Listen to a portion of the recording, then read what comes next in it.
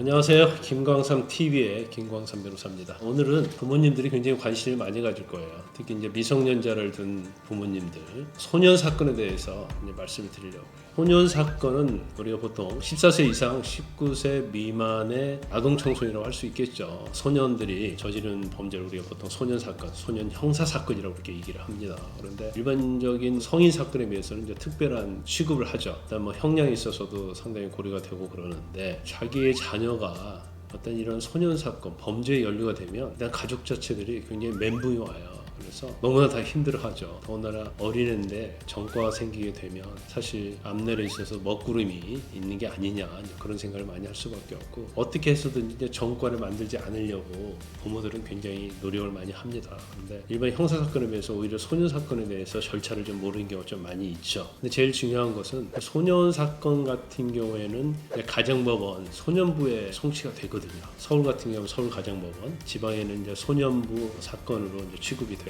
그래서 소년부에서 심리를 받게 되는데, 소년부에서 일반적으로 심리를 받게 되면 아주 경미한 사건이 아니면 소년분류심사원이라는 데가 있어요. 서울 같은 경우는 서울소년분류심사원이 있죠. 그래서 어떤 경우는 격리를 시킵니다. 그래서 한 4주 동안 거기에서 신상관계랄지 심리적 측면, 신체적 측면, 또 환경적 측면, 가정적인 그런 것들 다 조사를 해요. 그런데 조사 결과를 소년부 판사한테 보내는 거죠. 그러면 소년부 판사가 이걸 근거로 해서 결정을 합니다. 그런데 소년 사건에 있어서 이제 제가 수없이 많이 해보면 무죄이고 무혐의인 경우가 있거든요. 그런데 경찰이나 검찰에서 무죄를 계속 다퉜는데 이걸 소년부로 보내버려요. 그럼 소년부에서는 유무죄에 대해서는 심리하지 않거든요. 그래서 뭐 그냥 소년분류심사원에 보내서 그 결과에 따라서 적당하게 보호자 위탁이랄지 소년원에 보낸다랄지 소년 보호시설을 보내버리면 그냥 끝나버리는 거거든요. 그러니까 굉장히 억울한 때가 있어요.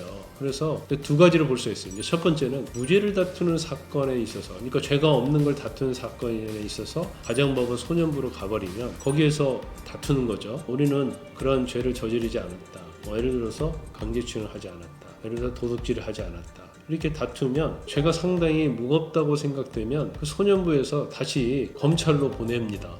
그리고 검찰에서 기소를 하면 법원 가서 다투라는 거예요. 그렇지 않고 소년부에서 사건을 봤는데 이건 무죄에 가깝다, 증인을 내세우고 그렇진 않지만, 증거조사를 철저하게 하진 않지만, 그러면 불처분 결정을 해요. 그러면 실질적으로 불처분 결정을 했다는 것은 무죄나 무혐의와 다른 바 없다, 이렇게 보시면 될 것 같아요. 저희도 이제 최근에 아동청소년 사건을 선임해서 무죄를 치열하게 다퉜는데 이제 소년부로 간 거예요. 그래서 소년부에서도 무죄를 적극적으로 주장을 했고, 그랬더니 소년부 재판부에서 불처분 결정을 한 거예요. 그러니까 죄가 되지 않는다고 생각했기 때문에 소년법에 정해진 처분을 하지 않는 거죠. 그런데 이제 죄가 인정되는 경우에 있어서, 그런 경우에 있어서는 어떠한 처분이 내리냐가 굉장히 중요해요. 1호 처분이냐 뭐 이렇게 쭉 있는데, 가장 많은 대부분의 부모들이랄지 당사자는 보호자에게 감호 유탁하는 걸 바라죠. 근데 그런 경우는 굉장히 우발적인 범행이랄지 죄가 좀 중하지 않는다랄지 그런 경우에 처분 결정을 내리는데, 그렇지 않고 죄가 너무 중하고 그러면 이제 소년 보낼 수 있고요.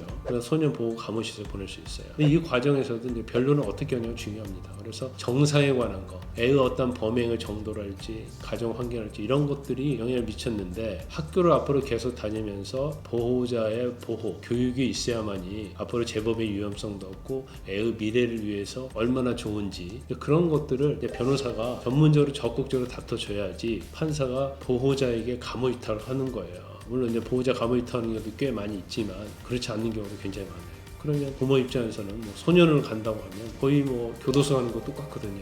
굉장히 걱정을 많이 하고, 또 그러한 전력이 남아있는 것 자체가 본인에게는 굉장히 안 좋을 수 있기 때문에 소년부로 갔을 때, 또 아니면 소년 사건도 사실은 경찰 단계부터 어떻게 대처를 하느냐, 이게 굉장히 중요합니다.